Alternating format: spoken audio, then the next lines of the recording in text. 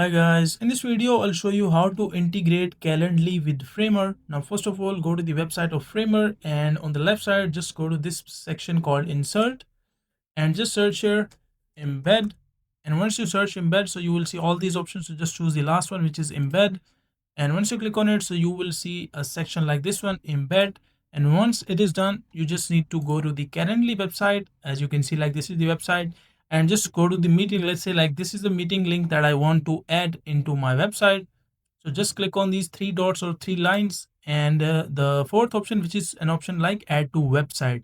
So just click on this option, add to website, and you will see these three options. So just click on inline embed, select it, click on continue.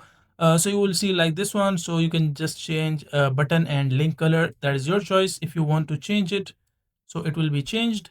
And after that you can just click on copy code, like as you can see, like place this code into HTML, like this is the HTML code which we have carried of our link. So just go back and inside this section, now on the right side select it, and on the right side you will see the embed section. So inside this they select the types to HTML, and inside HTML just paste the code and press enter.